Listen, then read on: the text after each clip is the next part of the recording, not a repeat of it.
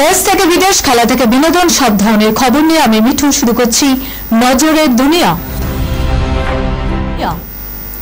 মাসের শুরুতেই স্বস্তি, বেশ খানিকটা কমলো বাণিজ্যিক গ্যাসের দাম। মাসের শুরুতে খানিকটা স্বস্তি, কমলো বাণিজ্যিক গ্যাসের দাম। সিলিন্ডার প্রতি বাণিজ্যিক গ্যাসের দাম 17 টাকা করে কমছে। বুধবার মধ্যরাত থেকে নতুন দাম কার্যকর হয়েছে। এলপিজি সরবরাহকারী সংস্থাগুলি জানিয়েছে, বৃহস্পতিবার থেকে কলকাতায় সিলিন্ডার প্রতি বাণিজ্যিক গ্যাসের দাম 1851 টাকা 50 পয়সা। এপ্রিলে এই দাম ছিল 1868 টাকা 50 পয়সা। দিল্লিতে 19 কেজি এলপিজি সিলিন্ডারের নতুন দাম হল 1747 টাকা 50 পয়সা। একইভাবে মুম্বাইয়েও 19 কেজি সিলিন্ডারের দাম কমেছে। বাণিজ্যিক নগরীতে সিলিন্ডার প্রতি বাণিজ্যিক এলপিজির দাম পড়বে 1699 টাকা। চেন্নাই 19 কেজি বাণিজ্যিক এলপিজি সিলিন্ডারের নতুন দাম হচ্ছে 1906 টাকা।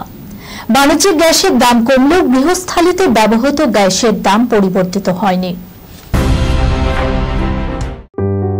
সুনির্ণয় imaging centre private limited advance প্যাথোলজিতে thalassaemia screening, large size biopsy setup সহ সমস্ত পরীক্ষা, echocardiography, fetal echocardiography, CT scan, CT guided FNAC, 4D USG guided FNAC, endoscopy, colonoscopy, uroflowmetry, spirometry, colour Doppler, digital x ray, তাছাড়াও সমস্ত বিশেষজ্ঞ চিকিৎসকদের পরিষেবা একই ছাদের তলায় নিয়ে হাজির সুনির্ণয়।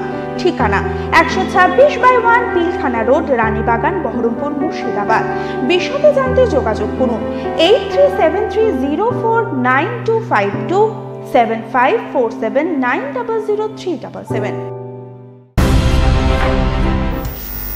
অযোধ্যায় বাবরি মসজিদ গড়বে পাক সেনা, সংসদে দাঁড়িয়ে বিস্ফোরক মন্তব্য পাক সেনেটরের।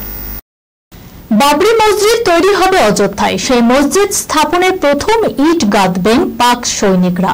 মসজিদের প্রথম আজান দেবেন পাক সেনা প্রধান। সংসদে দাঁড়িয়ে এমনই বিস্ফোরক মন্তব্য করলেন পাক সেনেটর পালওয়াসা মোহাম্মদ জাই খান।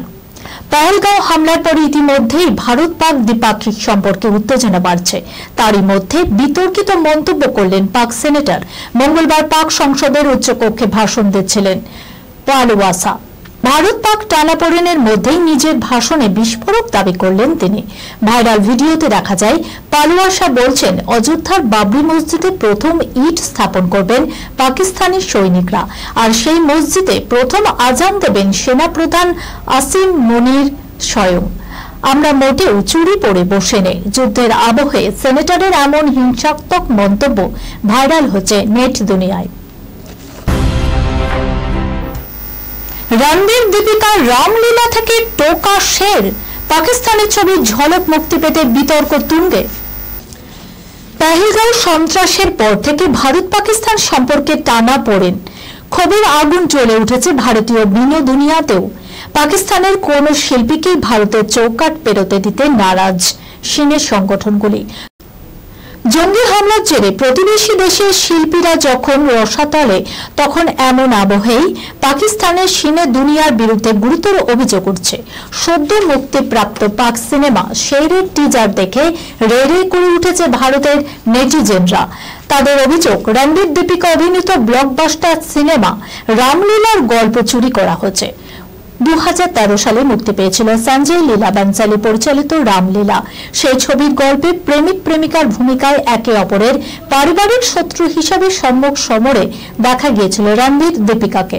এবার পাকিস্তানি সিনেমা শেরের ঝলক প্রকাশ্যে আসতেই রামলীলার গল্পের সঙ্গে মিল খুঁজে বের করল নেট পাড়া। কখনো আপনাদের মনে হয়েছে শাহরুখ খান 60 বছর বয়সেও কিভাবে এখনো যুবক? বয়স ধরে রাখার সিক্রেট সে নিজেই ফাঁস করল। বয়স মাত্র 60, তবুও ছাপ নেই তার শরীরে। শাহরুখ খান এখনো কিভাবে এতটা ফিট? তিনি কি কঠোর ডায়েট অনুসরণ করেন? সুপারস্টার একবার প্রকাশ করেছিলেন যে তিনি সহজ খাবার যেমন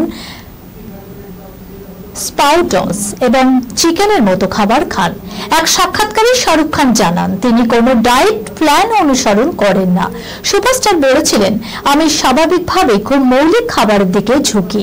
আমি প্রতিদিন 2টি মিল খাই, লাঞ্চ এবং ডিনার। এর বাইরে আমি স্ন্যাক্স বা অন্য কিছু খাই না। আমি বিলাসবহুল খাবার একদম পছন্দ করি না। আমার খাবার সাধারণত স্পাউটাস, গ্রিড চিকেন, ব্রোকলি খাই এবং মাঝে মাঝে একটি ছোট অংশ ডাল থাকে। আমি অনেক বছর ধরে প্রতিদিন এভাবেই খেয়ে আসছি, কোনো পরিবর্তন ছাড়াই। এই খবরের সঙ্গে শেষ করলাম আজকের নজরে দুনিয়া। আপনারা দেখছেন টিভি 24 বাংলা, সংবাদ বিনোদন সারাদিন সারাক্ষণ।